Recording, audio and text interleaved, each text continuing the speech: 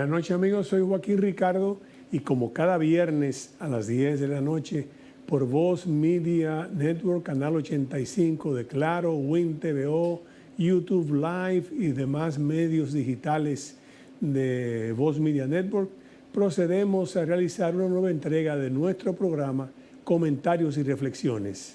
Como ustedes ya conocen, el mismo consta de dos secciones. En la primera analizamos las principales noticias desde el punto de vista internacional y en segundo lugar hablamos entonces de las noticias más relevantes en el ámbito nacional. En la parte internacional podemos decir que sigue siendo la principal noticia el tema de la guerra de Ucrania, los intercambios últimos entre el presidente Trump y el presidente de Ucrania, Volodymyr Zelensky, las conversaciones iniciadas entre los cancilleres, el secretario de Estado Marco Rubio y el canciller Lavrov de Rusia, el ministro de Relaciones Exteriores, para tratar de revitalizar las relaciones bastante frías que existían desde hace unos años entre Rusia y los Estados Unidos. De paso también, evidentemente, tratar el tema de Ucrania. De ahí la respuesta del presidente Zelensky de que no puede haber ninguna solución de Ucrania sin la presencia de Ucrania y en este caso también sin la presencia de Europa. De todas maneras, Europa también convocó dos reuniones tratando de presentar una respuesta europea al tema. Sin embargo, las mismas, porque fueron dos, terminaron sin una declaración conjunta que recogiese el parecer consensuado de todos los miembros de la Unión Europea. Hay diferentes versiones sobre el tema, pero es lo más importante en el área internacional, además de continuar la entrega de rehenes como fue pautado para el cese al fuego de Gaza. En el ámbito nacional, pues la principal noticia de la semana ha sido el viaje del presidente Abinader a Guyana, en donde habló del tema de la energía, del avance de la República Dominicana en esa área y consolidó también los lazos existentes entre la República de Guyana y la República Dominicana, producto de diferentes acuerdos en el orden cultural, económico y comercial que se habían firmado con anterioridad. La presencia de nuestro presidente en Guyana es importante por todos los recursos naturales que posee Guyana y las posibilidades que tiene también de un mercado nuevo que se le abre al país. También en esta semana quisiera resaltar como una noticia a tomar en consideración la participación del ministro de Industria y Comercio, en representación obviamente del gobierno del presidente Abinader, hablando del sistema nacional que van a implementar de estímulo para la industria de los microprocesadores, que es, digamos, un área importantísima, es la espina dorsal de todo en este momento, porque los microprocesadores están en todos los aparatos eléctricos que usted utiliza. Y el hecho de que Zona Franca, que ya de por sí tiene un área dedicada a eso, pero que se esboce una política nacional para fomentar la estrategia del sistema de microprocesadores en la República Dominicana, nos coloca a un nivel superior, porque eso implica buscar financiamiento externo, eso implica mejorar la mano de obra, calificarla un poco más, para de esa manera, al estar más cerca también de los Estados Unidos, tenemos también una ventaja competitiva en términos de un mercado cercano, importante, que requiere cada día más de los microprocesadores. En la segunda sección del programa vamos a contar hoy con la honrosa presencia del licenciado Pelegrín Castillo Semán, vicepresidente de la Fuerza Nacional Progresista, exministro de Energía y Minas, diputado, una figura ya conocida en el medio por su constante defensa de los valores patrios y su posición clara y vertical sobre el principal problema que pende sobre la estabilidad en nuestro sistema estable, de nuestra democracia y nuestra economía, que es realmente el problema que atraviesa la República de Haití, de inestabilidad, de un Estado fallido, con unas bandas armadas, la presencia de también el narcotráfico bien entrado en Haití y la presencia de poderes foráneos con la presencia de 20 o 25 mezquitas y no es nada el hecho de las mezquitas, sino las personas detrás de ellas.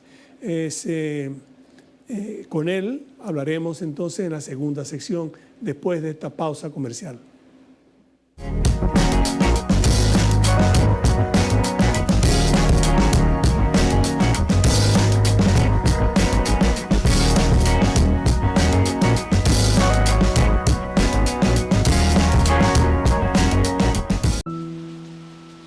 Cuando caían 2 gotas de agua, ahí sí es verdad que llovía más dentro que afuera. El sueño de que mi familia tuviera su casa propia, que pudieran vivir bajo un techo seguro, parecía imposible. Era algo que nos hacía sentir que no había esperanza.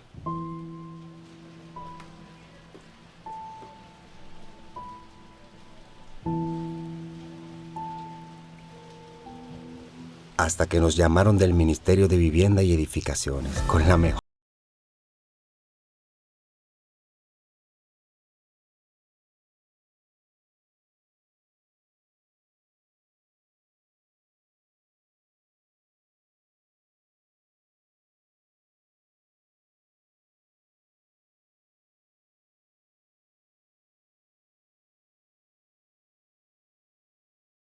Tener tu casa propia y digna, sí se puede.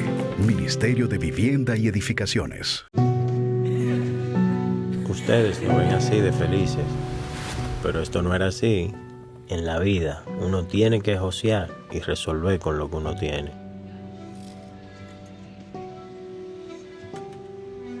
Un día nos sentamos y nos prometimos, vamos a tener nuestra casa propia, para que el chichi que viene en camino pueda crecer feliz y tranquilo.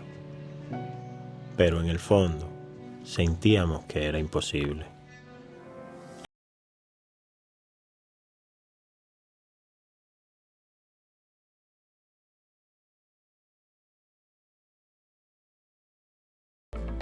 Vivimos en nuestra propia casa. Muchas familias dominicanas ya están viviendo un sueño que parecía imposible. Más de 9,000 viviendas construidas y entregadas. Tener tu casa propia y digna, sí se puede.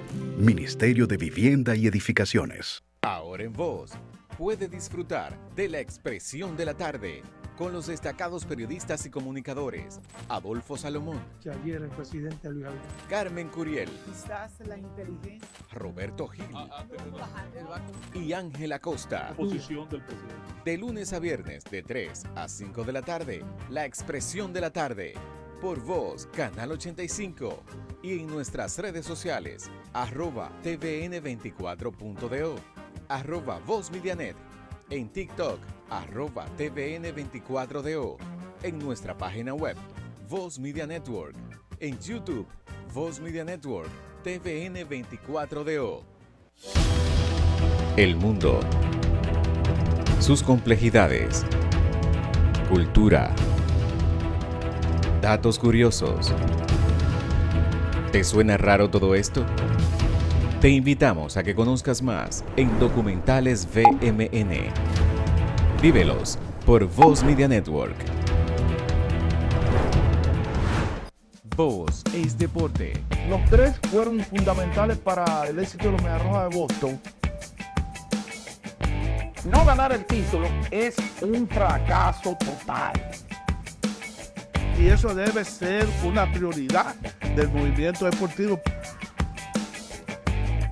Porque realmente los juegos son del Comité Olímpico Dominicano. De los máximos goleadores en la historia de selecciones.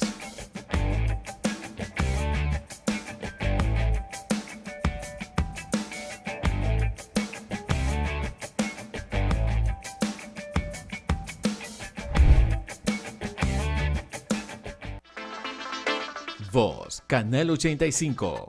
Síguenos en nuestras redes sociales, @tvn24do, @Voz Medianet, en TikTok, @tvn24do, página web, Voz Media Network, YouTube, Voz Media Network, TVN24DO.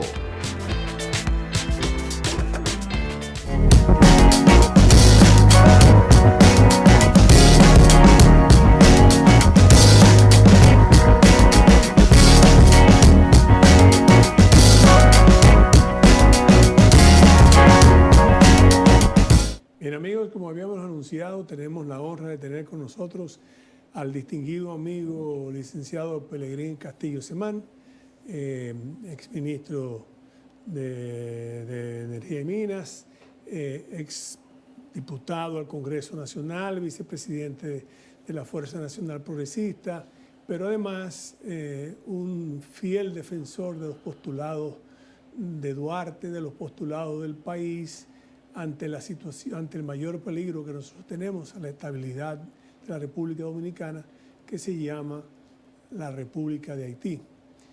Con él vamos a conversar sobre diversos temas. Quiero primero dar un poco de ambiente.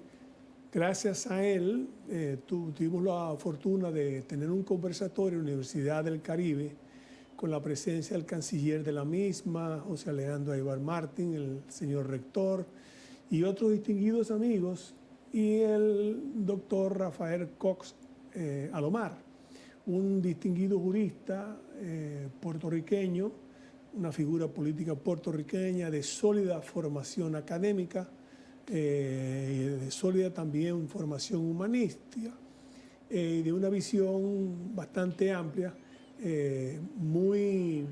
un fiel seguidor del ideal del Caribe Unido, de la Confederación Antillana, como había pensado anteriormente Betances, Hostos, Martín y otros pensadores del ambiente.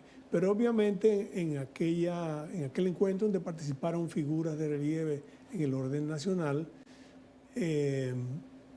no nos limitamos solamente al Caribe. Salimos entonces a ver la situación que hay hoy en día en todo el mundo y que se presenta de manera específica en el tema de Ucrania. Con él yo quiero comenzar con ese tema de Ucrania. Digamos que con Ucrania el pensamiento de Huntington y el choque de civilizaciones, que no estamos solamente ante un mundo multipolar, sino multicivilizacional.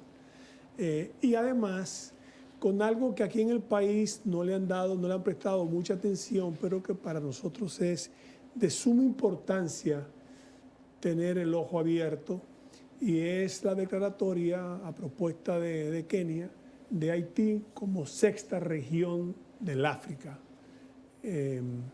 Eso tiene connotaciones geopolíticas importantes en un momento en que el vecino país se debate entre la inexistencia del Estado y unas bandas armadas peligrosas con un narcotráfico que implica grandes riesgos para el área, la presencia de mezquitas y de personal extranjero de dudosa reputación. Con esa, digamos, esa introducción, yo dejo entonces que ya sea el licenciado Pelegrín Castillo quien nos responda. Bueno, muchas gracias, Joaquín, por invitarme de nuevo a tu espacio de orientación, que es tan importante, porque se abordan temas que por lo común no son los temas de actualidad, los temas de la política cotidiana, de todos los días, donde, como decía nuestro mutuo amigo Federico Enrique Grateró, estamos mirándonos el ombligo y no vemos lo que pasa alrededor del mundo. Ahora hay que ver lo que pasa alrededor del mundo, porque aunque parezcan lejanos, distantes, ajenos, está cerca, para bien o para mal nos afecta. Sobre la situación que hay en Ucrania, yo tengo una interpretación hace mucho tiempo. Creo que la guerra de Ucrania detonó en un momento muy especial. Después de la salida de Afganistán, en la forma en que Estados Unidos y la OTAN se replegaron de Afganistán, estaban proyectando una imagen de debilidad, de desorden, de declinación, porque se supone que esa era la coalición más poderosa del mundo, y salieron dando pena y vergüenza. Eso empezó a exacerbar a mucha gente, a ver cómo se podía corregir esa percepción.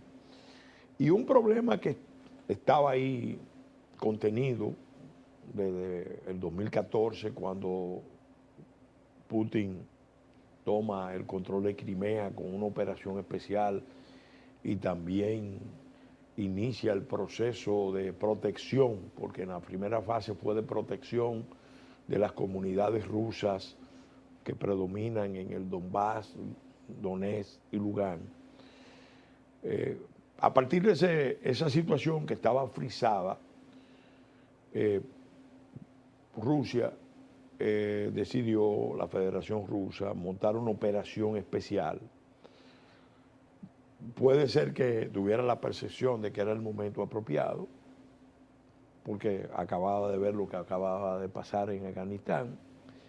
Sin embargo, llamó mucho la atención que Estados Unidos, concretamente la administración Biden, su sistema de inteligencia, estaban insistentemente provocando a Rusia, poniéndole fecha a la intervención, que se iba a producir la intervención, que la operación internacional. Obviamente los satélites decían claramente cuando hay concentraciones de tropas. Eso ahora es más fácil, los satélites saben si se van concentrando las tropas en la frontera de Bielorrusia, en la frontera rusa. Era señal de que se estaba preparando no un simple ejercicio militar, sino una operación especial. ¿Qué pasa? La percepción simple es que desde el punto de vista ruso era la mejor coyuntura para consolidar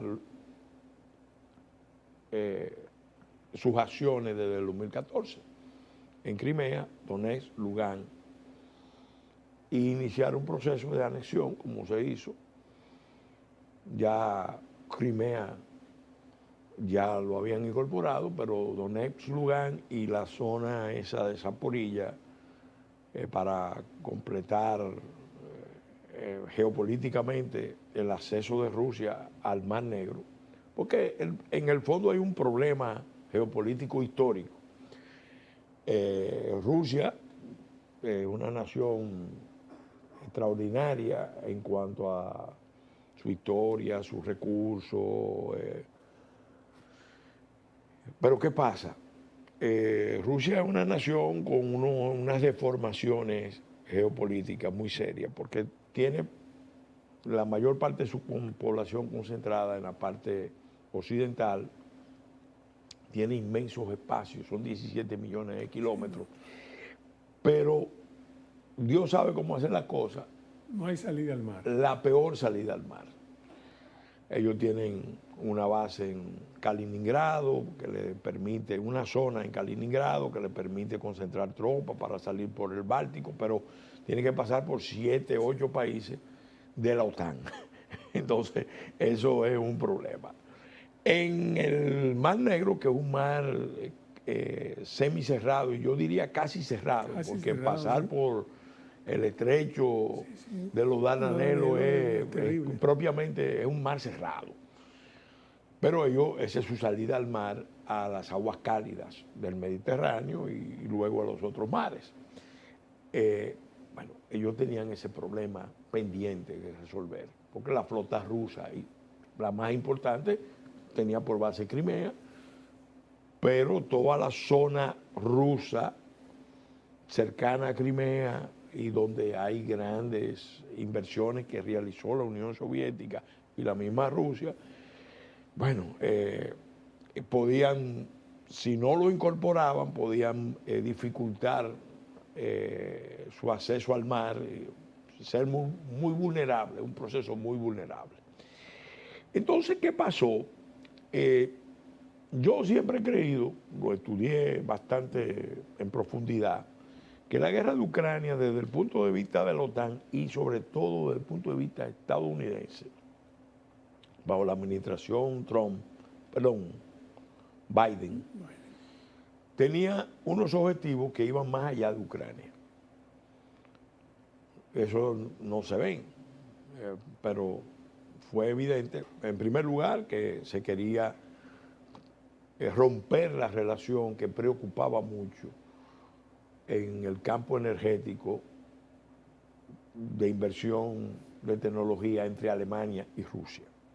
El hecho de que Gerhard Schröder pasara a ser la figura principal para gestionar las relaciones energéticas de Alemania con Rusia, que llegara a ser presidente del Nord Stream 2. La segunda.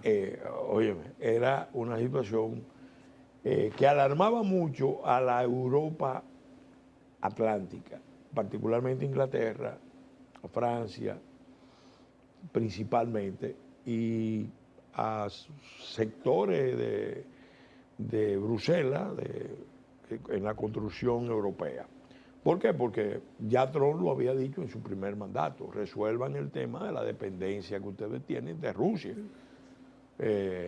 Ustedes ni invierten en fortalecer la OTAN y cada día dependen más de Rusia, y Rusia así tranquilamente, con Putin diciéndole nuestros aliados y amigos, bueno, se estaba convirtiendo en un socio imprescindible de Alemania, sobre todo. Sí, sí, Alemania. Ya Berlusconi había vivido una experiencia, porque se había dado una alianza de Putin con Berlusconi, de Gazprom con Eni, para la intervención conjunta en Libia. Sí, la explotación. La explotación del gas de Libia hacia Europa, pero en una alianza ruso-italiana. Fíjate todos los antecedentes.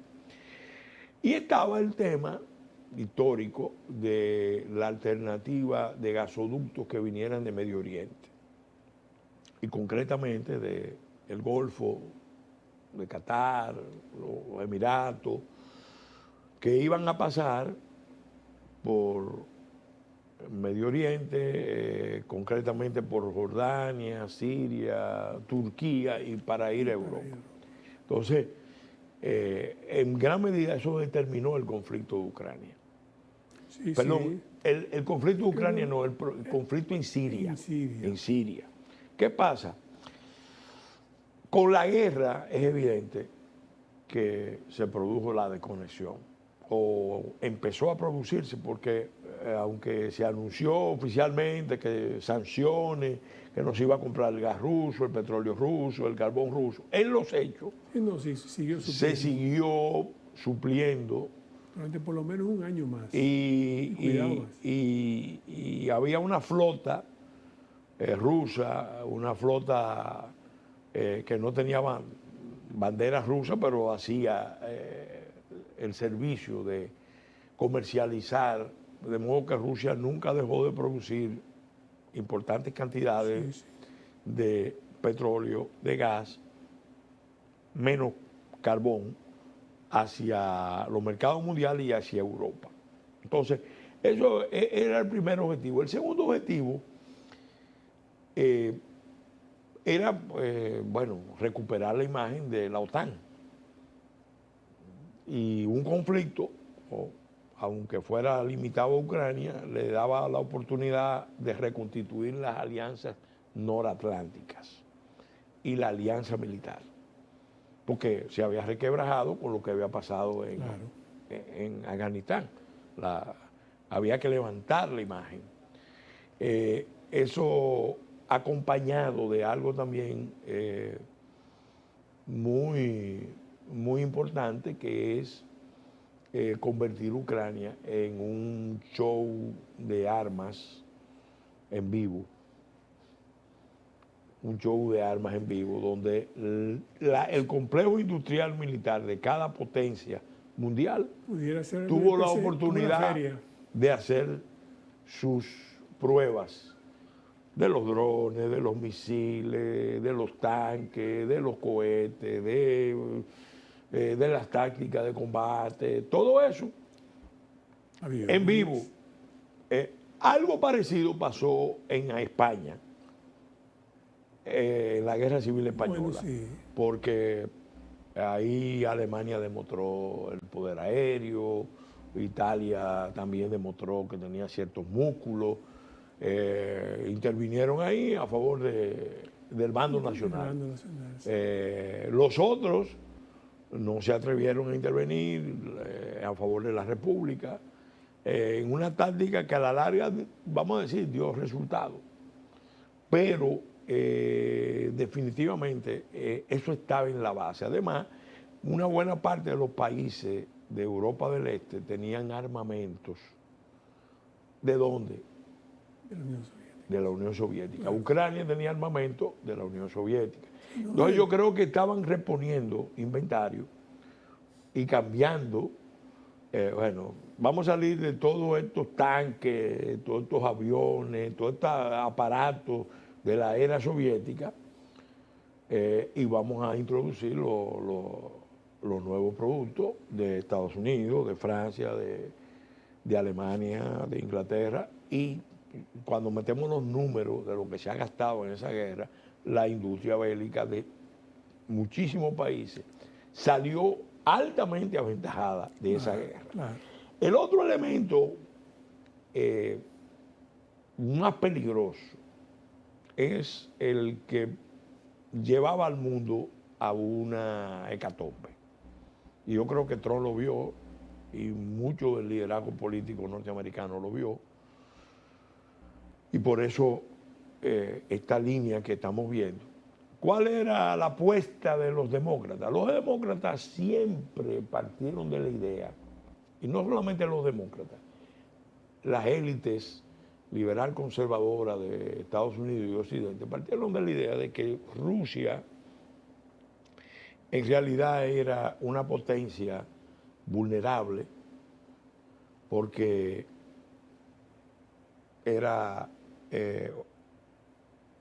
tenía unos espacios enormes, una demografía crítica que ha tratado de revertir la administración Putin, porque Putin en realidad representa el estado profundo de Rusia en un intento de revertir las tendencias al declive y a la implosión de Rusia.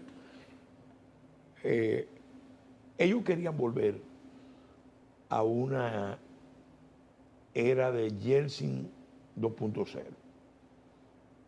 Querían, porque cuando cae la Unión Soviética, Occidente, y lo explica muy bien Jeffrey Sachs, Occidente falló. Kissinger también lo señala. Adoptó una actitud punitiva con Rusia, que fue un error. En vez de acercarse, levantarla, aliarla, convertirla en una aliada, que se lo propuso el liderazgo ruso y se lo propuso también el mismo Putin, empezando su gobierno, sobre todo después de los atentados terroristas del 9/11. Porque Putin también en Rusia tenía el mismo problema con la expansión de la guerra yihadista. Entonces, ellos apostaron, bueno, los demócratas y las élites del imperialismo globalista propiamente apostaron, bueno, vamos a tener a Rusia embarcada en una aventura militar, le vamos a imponer sanciones, la economía rusa se va a desplomar, el pueblo ruso le va a retirar apoyo a Putin, y eventualmente ya podríamos, sin una guerra de desgaste prolongada, pero sí muy intensa, porque es una guerra muy intensa, donde se gastan muchos recursos, podríamos precipitar la caída de Rusia. En un momento dado, fíjate que Rusia enseñó armas que no, del arsenal ruso, que no se habían visto, las armas hipersónicas. Y yo creo que Estados Unidos entendió el mensaje. Si ponen en juego la existencia de mi régimen, la existencia de Rusia como potencia mundial, nosotros vamos a apelar a cualquier tipo de medio, incluido porque no solamente se hizo eso, sino que se empezaron a hacer acciones de sabotaje cada vez más audaces, cortarle los cables de comunicación. Entonces, eso era una apuesta muy alta. Además, obviamente, muy aventurada, obviamente también estaba otro tema que preocupaba mucho. La guerra era necesaria también, y voy cerrando este capítulo, porque los rusos estaban avanzando, y lo habían anunciado, hacia la apertura de la ruta ártica. La ruta ártica está llamada a cambiar en las relaciones internacionales, así como la ruta atlántica, la aparición, el descubrimiento de América, cambió el mundo. La apertura de la ruta ártica con el deshielo y con las tecnologías que los rusos están aplicando para garantizar una ruta confiable, era para Occidente un problema, porque ellos no tenían una presencia ahí, y tanto China como Rusia estaban mirando cómo controlaban no solamente la ruta, sino los recursos del Ártico. Vamos a continuar con ese tema, cerrando ya ese tema, que es importante también que la gente lo sepa, después de cumplir con estos compromisos comerciales.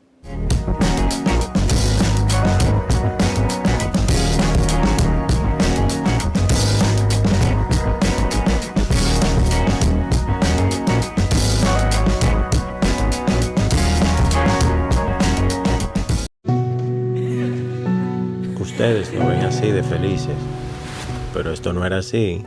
En la vida uno tiene que josear y resolver con lo que uno tiene.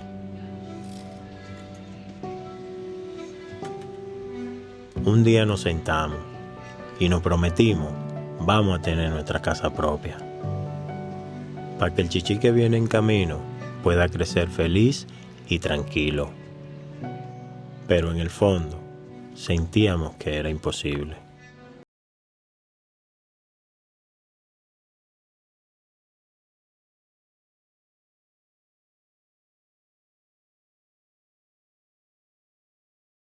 Vivimos en nuestra propia casa. Muchas familias dominicanas ya están viviendo un sueño que parecía imposible. Más de 9,000 viviendas construidas y entregadas. Tener tu casa propia y digna, sí se puede. Ministerio de Vivienda y Edificaciones. Ustedes lo ven así de felices, pero esto no era así. En la vida uno tiene que josear y resolver con lo que uno tiene.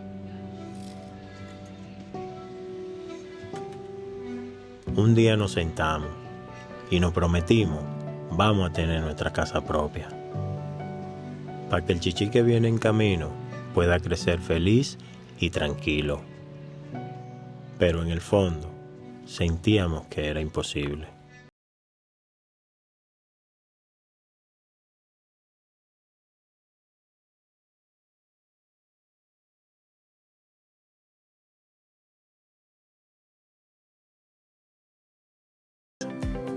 Muchas familias dominicanas ya están viviendo un sueño que parecía imposible.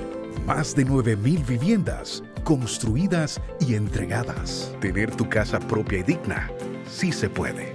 Ministerio de Vivienda y Edificaciones. Ahora en Voz puede disfrutar de la expresión de la tarde con los destacados periodistas y comunicadores Adolfo Salomón, Ayer el presidente Luis Abinader. Carmen Curiel, Quizás la inteligencia. Roberto Gil y Ángela Costa. Posición del presidente. De lunes a viernes de 3 a 5 de la tarde, La Expresión de la Tarde, por Voz, Canal 85, y en nuestras redes sociales, @tvn24.do, @VozMediaNet, en TikTok, @tvn24do, en nuestra página web, Voz Media Network, en YouTube, Voz Media Network, TVN24DO. El mundo, sus complejidades, cultura, datos curiosos. ¿Te suena raro todo esto?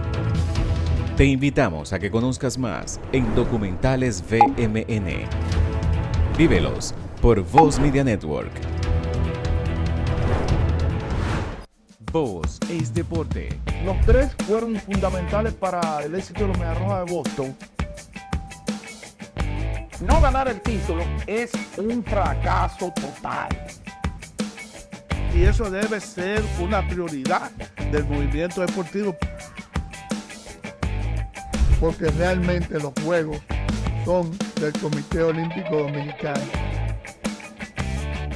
De los máximos goleadores en la historia de selecciones.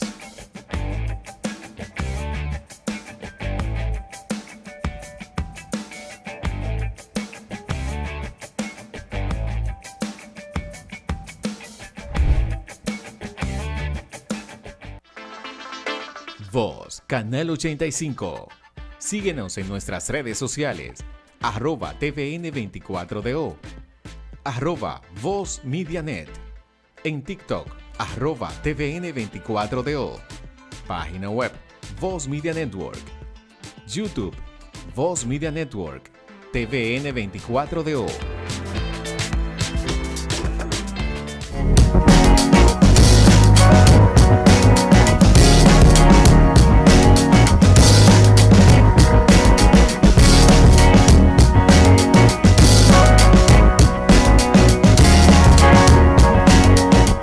Habíamos quedado antes de la pausa comercial en la ruta del Ártico, ¿verdad? Que es, digamos, una apuesta importantísima para Rusia, pero también al mismo tiempo es un gran dolor de cabeza para los Estados Unidos. Sería terrible porque tiene acceso a América prácticamente, pero contando también con el deshielo, que ayuda.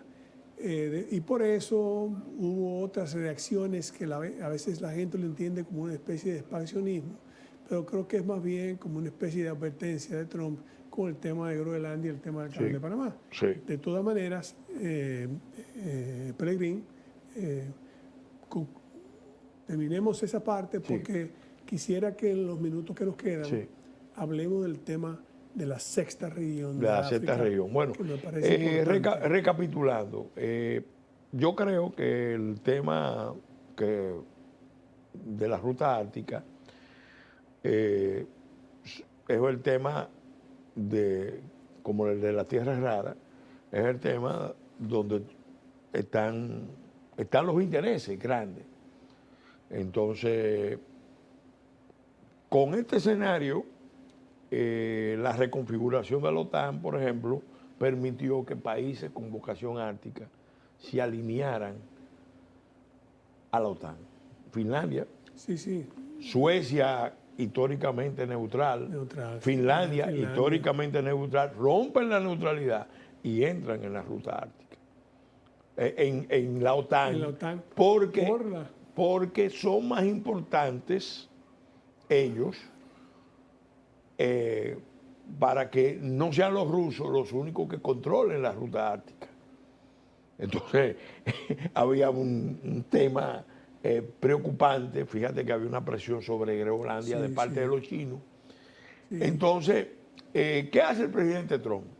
Que la gente no lo percibe tan claramente. Consciente de eso que está pasando ahí, cuando llega, dice, bueno, vamos a priorizar primero desmontar el escenario de llevar tranquilidad a Rusia. No estamos apostando a la caída del régimen de Putin, no queremos desintegrar a la Unión Soviética, porque eso es muy peligroso. Eso es una apuesta a una ruleta rusa para la humanidad.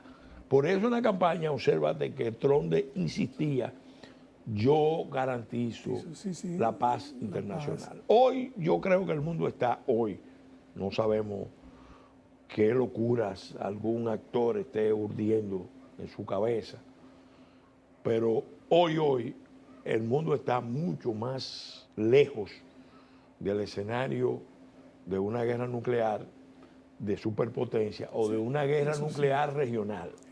En eso estamos de acuerdo. Entonces, las superpotencias y las regionales quedan siempre, como tú dices, aquellos actores, y fíjate, actores importantes. Que la guerra mundial híbrida empezó en Ucrania propiamente, o entró en una fase crítica en Ucrania, pero inmediatamente después tuviste que Irán activa las agresiones contra Israel. Sí, pero ahí cae. Y se abre el segundo frente de lucha. Afortunadamente. E incluso en el Sahel, donde está la Franja Afrique, tanto Rusia como China maniobran y te produce un desplazamiento de Francia, básicamente con golpes de Estado militares apoyados por China y Rusia, y Argelia, que está jugando un rol de potencia regional, sacando a los europeos de África, que eso es algo que nos llama la atención. Ahí viene el tema. Caemos, para que tú veas cómo se van encadenando los acontecimientos. Mucha gente me preguntó, bueno, ¿por qué Estados Unidos involucra a Kenia en Haití? ¿Por qué?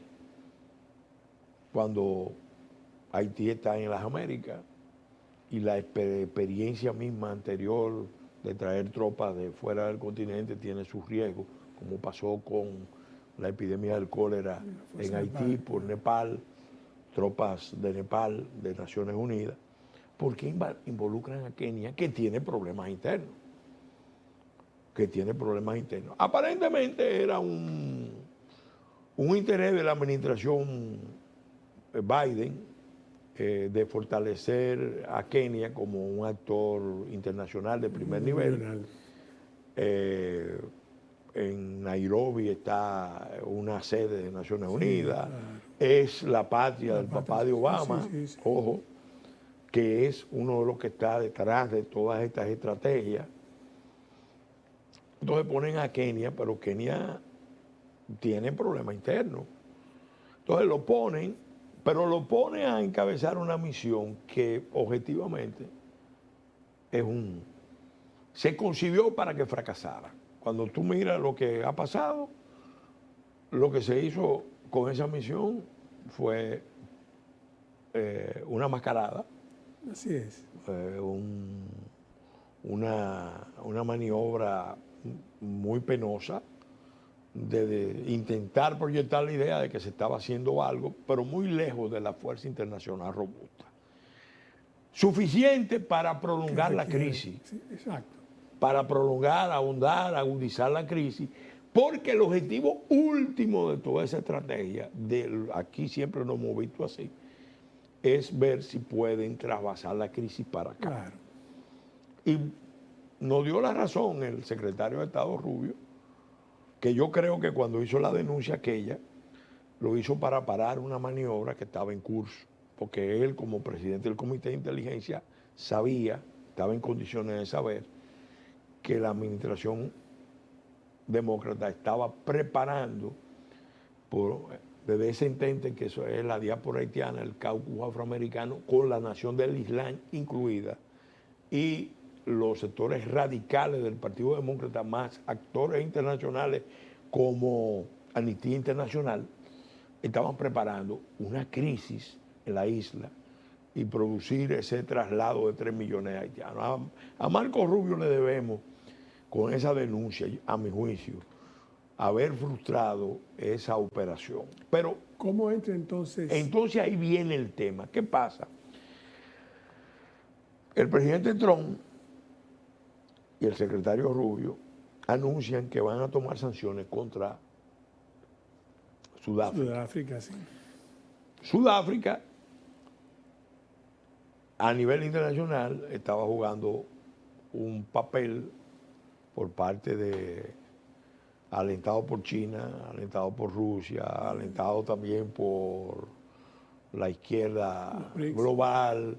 Bueno, vamos a tratar de encauzar a Estados Unidos y sobre todo a Israel, indirectamente a Estados Unidos, porque es el que está apoyando a Israel en la comisión de un genocidio. Que le llamó así. Entonces, esa acusación hecha así a nivel internacional, llevarlo ante la Corte Penal Internacional, fíjate que la administración Trump no solamente anuncia que va a tomar sanciones contra la política represiva del régimen de Sudáfrica, contra la población blanca, sino que ahí entra Elon Musk, que conoce muy bien esa realidad, sino que anuncia que le retira el apoyo a la Corte Penal Internacional. La pregunta obligada, porque Kenia está ahí, en Haití, ese anuncio del presidente Ruto de que va a llevar al Consejo Africano, de la Unión Africana, el tema de la incorporación de Haití como la sexta región de África. Es la respuesta africana, de líderes africanos a la política del presidente Trump. Eso es un tema importante. ¿Cuáles son las implicaciones? Porque yo digo, incluso hice un planteamiento en 1x7 Plus, de una conferencia internacional donde África participe, que debe participar. Pero, ojo, una cosa es que África diga, nosotros vamos a asumir un liderazgo para que Haití como nación se levante, se reconstruya, tenga un horizonte vamos a cooperar de prosperidad, vamos a colaborar con el mundo. Una cosa es eso y otra cosa es la declaración de que es, vamos a decir, la cabeza de playa de África en América. Porque declararlo región es como, bueno, puede ser una declaración simbólica en una nación que nos representa porque fue la primera nación negra que logró constituirse después de Estados Unidos, en contra del régimen de la esclavitud, de los europeos, de los norteamericanos. Si es eso, es una cosa, pero si es ya actuar en consecuencia, como si fuera un bloque, un territorio, entonces ahí entra un debate que habría que considerar, porque que yo sepa, el TIAR está activo. Ha sido derogado, está vigente. Y la doctrina, y Trump, en su discurso del primer gobierno, y lo expresó de manera muy expresa el secretario Pompeo, y es lo que están ellos tratando de proyectar, es la reconstitución de las relaciones panamericanas. En este momento. Sí. En este momento. O sea, Estados Unidos le está diciendo, bueno, nosotros queremos retirarnos de los escenarios de conflicto en el mundo. Vamos a dejar de ser los gendarmes del mundo. No vamos a ser la policía, el guardián del orden internacional. Aquí cada gran potencia en su zona de influencia va a garantizar el orden. El orden integrado a través del multilateralismo, el multiculturalismo, la ideología de los mercados integrados, todo eso acabó. Eso es lo que está diciendo Estados Unidos. Y eso fue lo que hizo China en el 14, cuando empezó a lanzar su política de los 9 trazos Sí, en el mar claro. meridional, cuando confrontó a Japón con el tema de la tierra rara, y lo que hizo Rusia con Crimea. Bueno, Estados Unidos en esta etapa dice, bueno, pero vamos a manejarnos con el espíritu de Yalta. Nosotros somos los grandes, somos los vencedores. No debemos pelear entre nosotros, vamos a hacer vamos a hacer una recomposición para que haya un orden mundial basado en el concepto originalmente formulado muy bien por Metternich y Talleyrand en el Congreso de Viena, el equilibrio de las potencias, que tiene raíz anglosajona porque la política inglesa en Europa siempre fue que ninguna potencia dominara el continente y ellos jugar la carta del equilibrio. Pero ese concepto ahora tiene otra característica. Tanto así que el mismo Kissinger, en su obra Orden Mundial, Orden Internacional, establece que el gran reto de los estadistas de este siglo va a ser cómo se puede organizar el orden mundial a través de potencias, superpotencias que controlan áreas de civilización y cómo se articulan entre ellas para evitar guerras regionales. Porque dicen que las guerras entre regiones serían peores que las guerras entre naciones. Es más o menos una especie de concepto un poquito más elaborado, lo mismo que dice Huntington. Lo que dice Huntington de choque de civilizaciones. Kissinger habla de 6, sí. Los Estados Unidos, Europa, sí. Rusia, China, Japón, sí. La India. La India, ese era el enfoque. Y obviamente ahí está el tema de la civilización latinoamericana, que se considera una civilización filial, dice Huntington, sí. a la norteamericana, aunque ha tenido históricamente también diferencias importantes.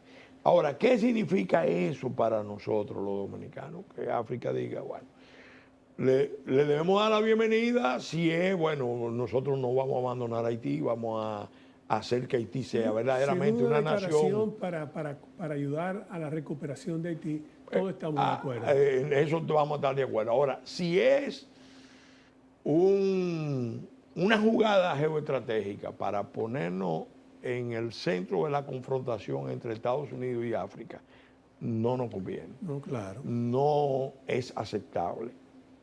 No es aceptable. Sobre todo porque se ve que, ese es un proceso transversal, porque en Estados Unidos hay mucha gente que comparte ese punto de vista. Sí. Por eso buscan a Kenia. Por eso buscan a Kenia. Pero es un área... Pero, ¿qué pasa?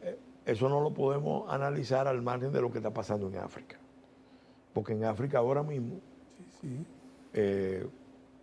como dijimos ya, China y Rusia están desplazando a los europeos, limitando la incidencia americana, luchando por el control de los recursos. Y dentro del corazón de África, ahí, en el Congo, en Nigeria, en la región de los Grandes Lagos. Pleito constante. No. Guerras civiles, matanzas.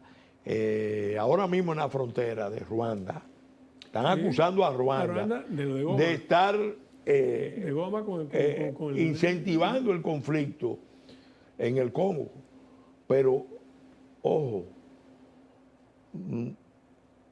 si es por recursos, nosotros ahora entramos en un escenario más complicado, porque acabamos de declarar que tenemos una reserva de tierra rara en la frontera dominico-haitiana. Que tú hablaste de ella, por cierto, desde hace mucho, la gente... Sí. Tú hablaste de ella cuando era ministro de Óyeme, no, antes. Concretamente en el 2013, siendo diputado, yo me interesé en el tema.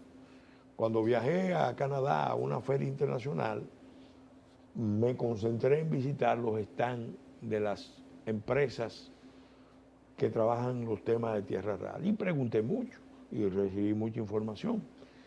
Y ahí me confirmaron que en el Caribe había interés de la compañía de explotar tierra rara, de explorar tierra rara.